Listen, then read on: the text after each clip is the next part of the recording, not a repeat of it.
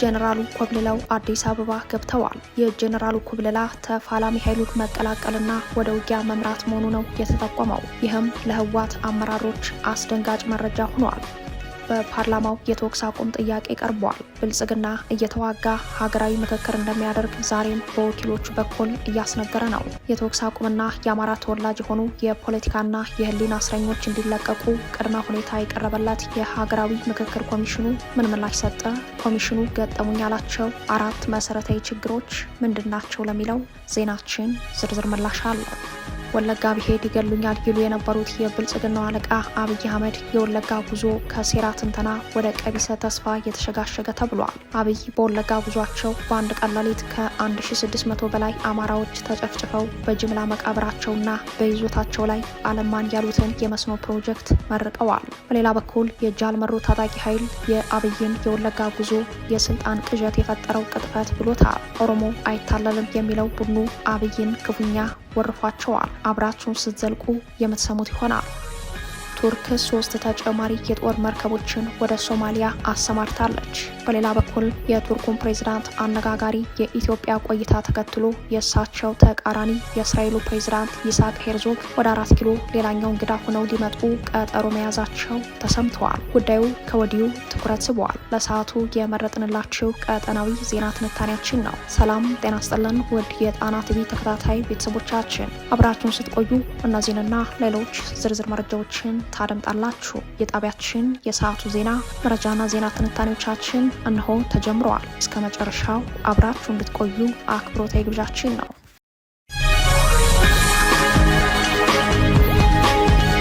ጀነራሉ ኮብልለው አዲስ አበባ ገብተዋል። የጀነራሉ ኮብልላ ተፋላሚ ኃይሉን መቀላቀልና ወደ ውጊያ መምራት መሆኑ ነው የተጠቆመው። ይህም ለህወሓት አመራሮች አስደንጋጭ መረጃ ሆኗል። ህወሓት በውጊያ አመራር ደረጃ አቅም አላቸው ብሎ የሚተማመንባቸውን ጀነራል በፖለቲካ ሀሳብ ልዩነት ማሰሩ ውሎ አድሮ ዋጋ አስከፍሎታል። ባለፈው ጥር መግቢያ ለስር ተዳርገው የነበሩት የአርሚ 15 ዋና አዛዥ ጉዑሽ ገብረስላሴ ከሳምንታት እስር በኋላ በዋስ መለቀቃቸውን ተከትሎ ከትግራይ በድብቅ መውጣታቸው ተሰምተዋል። ጀነራሉና ሌሎች የአርሚ አመራሮች የትግራይ ሰላም ኃይሎችን እንደተቀላቀሉ ለጊዜው በአዲስ አበባ እንደሚገኙ ነው ምንጮች ያመላከቱት። ከጀነራል ጉዑሽ ገብረስላሴ ጋር የአርሚ 22 አዛዥ የነበሩት ብርጋዴር ጀነራል ከበደ ፍቃዱ እንዲሁም ሌላኛው ወታደራዊ መሪ ንጉስ ወልደ ገብርኤል የትግራይ ሰላም ኃይሎችን ከተቀላቀሉ በኋላ በአሁኑ ሰዓት ወደ አዲስ አበባ እንደሚገኙ ነው የተጠቆመው። የጉዳዩ ተከታታዮች እንደሚሉት እነዚህ ወታደራዊ አመራሮች ከጥር 2017 ጀምሮ ከህወሓት የፖለቲካና ወታደራዊ አመራሮች ጋር የፖለቲካ አመለካከት ልዩነት ያላቸው ናቸው። የህወሓት ጄኔራሎች ጥር 15 2017 በመቀሌ ከተማ ተሰብስበው በአቶ ጌታቸው ረዳ ይመራ የነበረውን ጊዜያዊ አስተዳደር ሲያወግዙ ተቃውመው ስብሰባውን ረግጠው ከወጡ አመራሮች መካከል እነዚህ ጄኔራሎች ዋነኞቹ ሆነው ይጠቀሳሉ። በወቅቱ ስብሰባውን ረግጠው ከወጡ የህወሓት ወታደራዊ አመራሮች ውስጥ ዋና ዋናዎቹ አንደኛ የአሁኑ የትግራይ ሰላም ኃይሎች የትጥቅ ትግል መሪ የሆኑት ብርጋዴር ጀነራል ገብረ እግዚአብሔር በየነ፣ ወዲ አንጡር፣ ብርጋዴር ጀነራል ተክላይ አሸብር፣ ወዲ አሸብር፣ ወዲ አባተ፣ ጉዑሽ ገብረ፣ ጸጋይ ማርክስ፣ ከበደ ፍቃዱ፣ በረሃ ባርኪ በቅጽል ስሙ ወዲ ራያ፣ ንጉስ በቅጽል ስሙ ወለጋ፣ ደረበው ወርቅነህ፣ ገብረ ጊዮርጊስ፣ ንጉስ ገብረ ጨርቆስ፣ ገብረ ህወሓት የተሰኙ ወታደራዊ አመራሮች ዋና ዋናዎቹ መሆናቸው ይታወሳል። እነዚህ ወታደራዊ አመራሮች በአሁኑ ሰዓት አዲስ አበባን ጨምሮ በግንባር አካባቢዎች የትግራይ ሰላም ኃይሎች የሚባለውን ተፋላሚ ኃይል ተቀላቅለው አመራር በመስጠት ላይ እንደሚገኙ መረጃዎች ያሳያሉ። ጥር 15 ቀን በተካሄደው ስብሰባውን ረግጠው የወጡት እነዚህ የህወሓት ጄኔራሎች የጌታቸው ረዳ ደጋፊ እንደነበሩ ይታወሳል። ይህንን ተከትሎ የህወሓት ታጣቂ የበላይ አመራሮች ጄኔራል ገብረ እግዚአብሔር በየነንና ሌሎች የቡድኑን ውሳኔ የተቃወሙትን በማገዳቸው ወደ ትጥቅ ትግል እንደገቡ በሽምግልናና የውስጥ ውይይት ወደ ኋላ ቀርተው የነበሩትን እነ ጄኔራል ጉዑሽ ገብረስላሴ በመጨረሻው ሰዓት ተፋላሚ ኃይሉን መቀላቀላቸው ነው የተጠቆመው። በተለይ የነ ጄኔራል ጉዑሽ ወደ ትግራይ ሰላም ኃይሎች መቀላቀል ለተፋላሚ ኃይሉ ትልቅ የሞራል ጉልበት እንደሚሆን ነው የጠቆሙት። ተፋላሚ ኃይሉ ከብልጽግናው አገዛዝ የስንቅና ሎጂስቲክ ድጋፍ እንደሚደረግለት ከስምረት ፓርቲ ጋር የዓላማና የተግባር አንድነት እንዳለው የጉዳዩ ተከታታዮች እምነት ነው።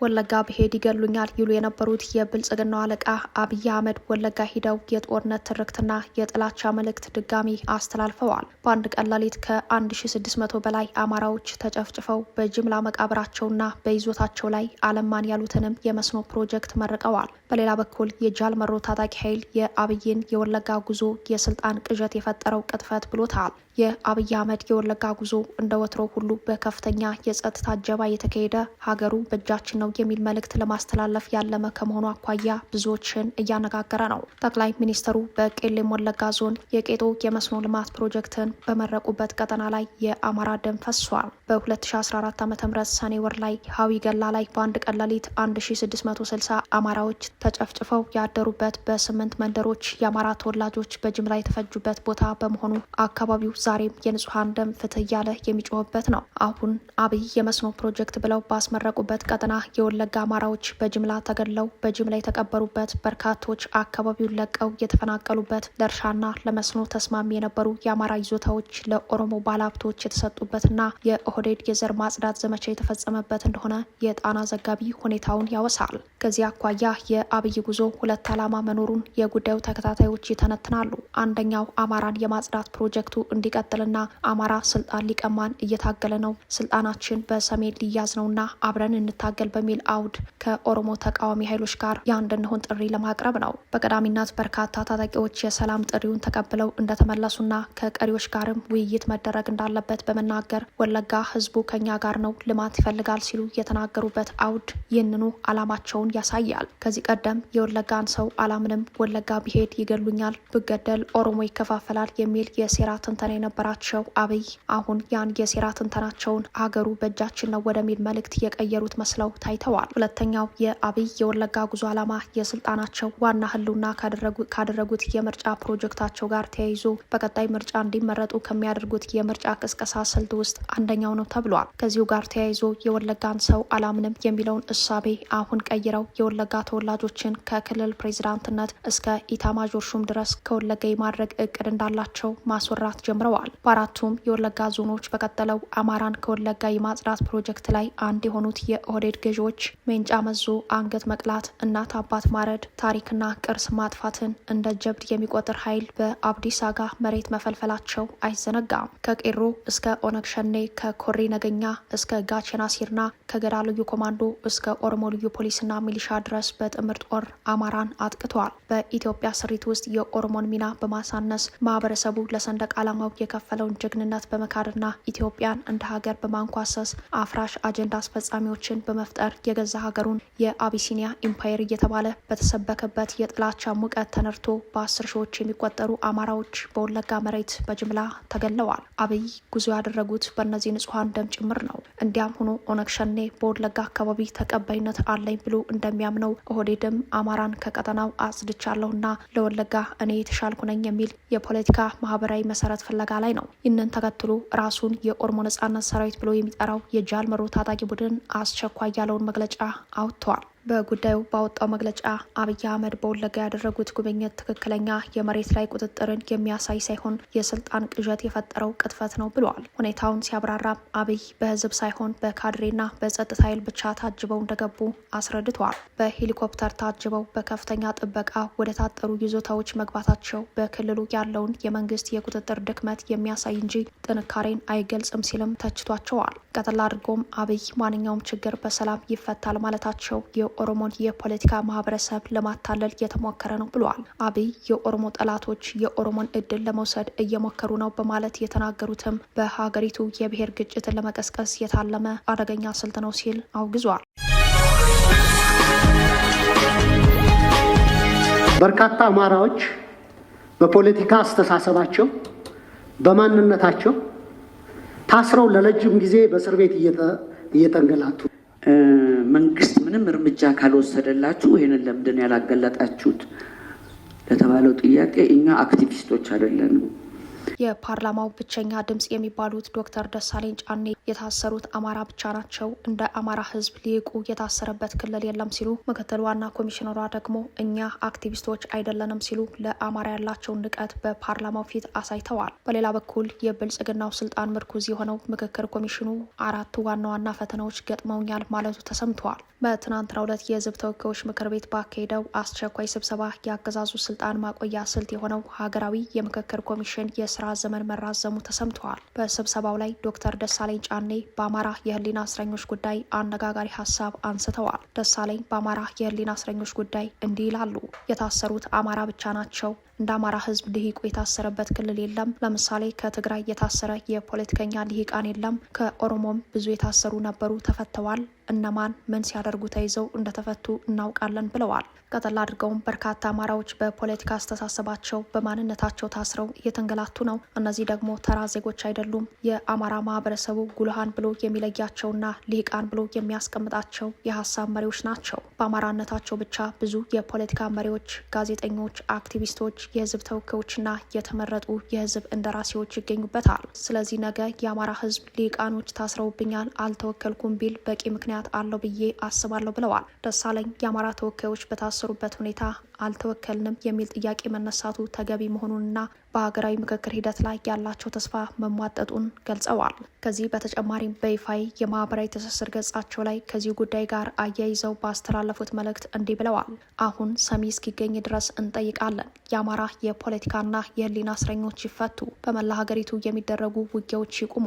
ውጊያ እየተካሄደ ሀገራዊ ምክክር ማድረግ ሰውነትን ታጥቦ ንጹህ ልብስ ለብሶ ተመልሶ ጭቃ ውስጥ እንደመዋኘት ነው ሲሉ ነው ደሳለኝ ብርቱ ተቃውሟቸውን ያሰሙት። በፓርላማ አባላቱ ለተጠየቋቸው ጥያቄዎች ምላሽ የሰጡት የሀገራዊ ምክክር ምክትል ዋና ኮሚሽነር ሂሩት ገብረስላሴ በበኩላቸው አማራዎች ታስረዋል የሚል ጥያቄ ተነስቷል ካሉ በኋላ መንግስት ምንም አይነት እርምጃን ካልወሰደ ይህንን ለምን አላጋለጣችሁም የሚለውን በተመለከተ ያለኝ ምላሽ እኛ አክቲቪስቶች አይደለንም የሚል ነው ሲሉ ንቀት የተሞላበት ምላሻቸውን ሰጥተዋል። በጣም የተሟላ ነገር ቢኖር እንኳን ሀገራዊ ምክክርም አያስፈልግም ነበር። እስከ ዛሬ የነበረው ዝግጅት ነው። ከዚህ በኋላ የሚጠብቀን ደግሞ ተራራ ነው ሲሉ ተሳልቀዋል። ይህ በእንዲህ እንዳለም የሀገራዊ ምክክር ኮሚሽኑ ተፈተንኩባቸው ያላቸውን 4 ችግሮች ዘርዝሮ አቅርበዋል። ኮሚሽኑ ገጠሙኝ ያላቸው ፈተናዎች በዋናነት ከቀጠለው የብልጽግና የጦርነት ፖሊሲ ጋር የተያያዘ ነው። በጦርነቱ ምክንያት የምክክር ኮሚሽኑ አጀንዳ በማሰባሰብ ሂደቱ ተለዋዋጭና ፈታኝ ተግዳሮቶች እንደገጠሙት በሪፖርቱ ገልጸዋል።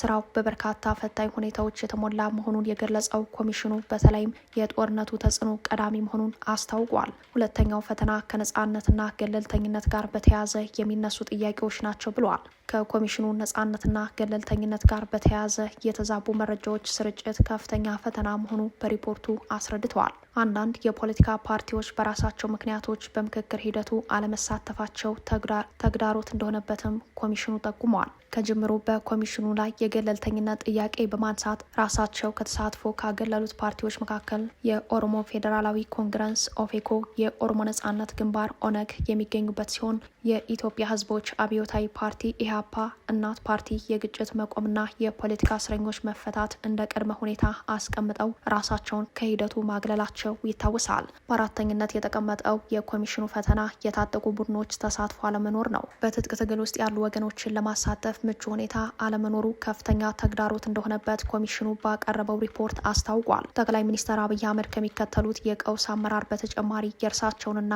የፓርቲያቸውን ፍላጎት የሚያስፈጽሙባቸው ተቋማትን በማቋቋም ህዝብንና የፖለቲካ ኃይሎችን በማዘናጋት ይታወቃሉ። ከዚህ ቀደም የወሰንና ማንነት ኮሚሽን እንዲሁም የምክክር ኮሚሽን የሚል መጠሪያ የነበራቸው ስብስቦች አዋቅረው የነበረ ሲሆን ኮሚሽኖቹ ምንም ፋይዳ ሳይኖራቸው በጠቅላይ ሚኒስትሩ መበተናቸው ይታወሳል። የእነዚህ ኮሚሽኖች አባላት የነበሩ ሰዎች የሚሰሩበት ተቋም መበተኑን የሰሙት ከብልጽግናው ሰዎች መሆኑ የብዙዎች መነጋገሪያ እንደነበር ይታወሳል። በሌላ በኩል በ2014 ዓ.ም አጋማሽ ላይ የተቋቋመው ሀገራዊ የምክክር ኮሚሽን የስራ ዘመኑን እያጠናቀቀ ከአንድም 2 ጊዜ የስራ ዘመኑ እንዲራዘም የተደረገ ቢሆንም ብዙዎች በሀገራዊ የምክክር ኮሚሽኑ ተስፋተዋል።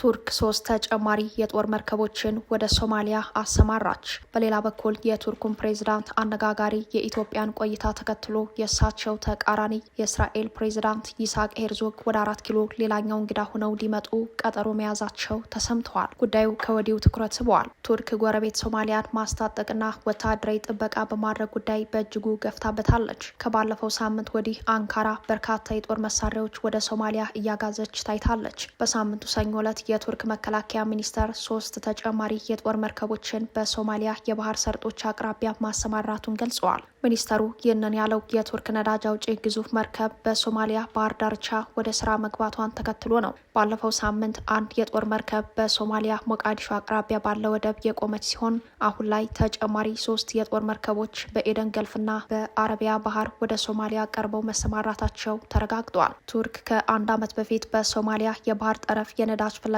ጥናት ያጠናቀቀች ሲሆን አሁን ነዳጁን ወደ ማውጣቱ ስራ ተሸጋግራለች። ለዚህ ስራና ለሶማሊያ ጥበቃ ለማድረግ የተሰማሩት የጦር መርከቦች ቲሲጄ ሳንካታር፣ ቲሲጄ ጎኮቫና ቲሲጄ ባፍራ የሚሰኙ መሆናቸው በጉዳዩ ላይ የወጡ መረጃዎች ያሳያሉ። እነዚህ የጦር መርከቦች በሞቃዲሾ ከሚገኘው የቱርክ ታስክ ፎርስ ኮማንድ ጋር በመናበብ የተቀናጀ ጥበቃ እያደረጉ እንደሚገኙ ነው የተገለጸው። በተጨማሪም በወሩ ቀደም ብለው ወደ ሞቃዲሾ የገቡ ኤፍ-16 የቱርክ ጀቶች ወደ ተግባራዊ ግዳጅ መግባታቸውን ሶማሊያ ጋርዲያን ዘግበዋል። ባለፈው ሳምንት መጨረሻ ሌላ ግዙፍ የቱርክ የጦር መርከብ ሞቃዲሾ አቅራቢያ የቆመች ሲሆን ብረት ለበስ ተሽከርካሪዎችንና የጦር ሜዳ ዘመነኛ ታንኮችን አራክፋለች። ታንክና ብረት ለበስ ተሽከርካሪዎቹ በኋላ ላይ በሞቃዲሾ ጎዳናዎች ላይ ሲጓጓዙ ተስተውለዋል። የቱርክ ፕሬዝዳንት ወደ አፍሪካ ቀንድ ጉዞ ያደረጉ ሲሆን እርሳቸው ወደ ሶማሊያ እንደሚያመሩ ባይጠበቅም በሳምንቱ ከፍተኛ የቱርክ ልዑክ ሞቃዲሾ እንደሚገባ መረጃው አመላክተዋል። ቱርክ በሳምንቱ የነዳጅ ማውጣት ክንውን የምትጀምር ሲሆን ከሚወጣው ነዳጅ ከሚገኘው ትርፍ 95 በመቶውን የምትወስድ ሲሆን ሶማሊያ የ5 በመቶ ብቻ ተጠቃሚ ናት። ሆኖም አንካራ ለሞቃዲሾ የምታደርገው ወታደራዊ ጥበቃ በተለይም የህንድ ውቅያኖስ ዳርቻን ጨምሮ በቀጠናው የባህር ላይ ጥበቃ ግዴታዋን ትወጣለች። ይህም የሶማሌላንድን ሀገራዊ የእውቅና ጉዞ አጣብቂኝ ውስጥ የሚያስገባ አሰላለፍ የፈጠረ ጉዳይ ሆኗል። ይህ በእንዲህ እንዳለም የአዲስ አበባው የቱርኩ ፕሬዝዳንት መልእክት የፈጠረው ውዝግብ እያነጋገረ ባለበት ሁኔታ ድንገተኛው የ4 ኪሎ ቀጠሮ ተይዟል። በቀጠናው ጉዳይ ወሳኝ የሆነ አጀንዳ የያዙት እንግዳ ወደ አዲስ አበባ ሊጓዙ ቀጠሮ መያዛቸው ተሰምተዋል። ውዝግቡ ባየለበት የሚደረገው ይህ ጉዞ የቀጠናውን ውስብስብ ገጽታ አመላክቷል። የእስራኤል ፕሬዝዳንት ይስሐቅ ሄርዞግ በቀጣይ ሳምንት ወደ አዲስ አበባ እንደሚጓዙ ነው የተገለጸው። ታይምስ ኦፍ እስራኤል ባወጣው ዘገባ ፕሬዝዳንቱ በጉብኝታቸው ከኢትዮጵያ ከፍተኛ ባለስልጣናት ጋር በቀጠናዊ ጉዳዮች ይመክራሉ ብለዋል። በእስራኤል ባለስልጣናት የተረጋገጠው ጉብኝት እስራኤል ከአፍሪካ አህጉር ጋር ያላትን አጋርነት ለማጠናከርና ለማስፋፋት በምታደርገው ጥረት ውስጥ ትልቅ ቦታ ይሰጠዋል። በተለየ ሁኔታ በአንድ ወር ልዩነት እስራኤል 2 ከፍተኛ ባለስልጣኖቿን ወደ አዲስ አበባ መላኳ ልዩ ትኩረት ስበዋል። ከ4 ሳምንት ቀደም ብሎ የእስራኤሉ ውጭ ጉዳይ ጌዲዮን ሰዓር ወደ አዲስ አበባ መምጣታቸው ይታወሳል።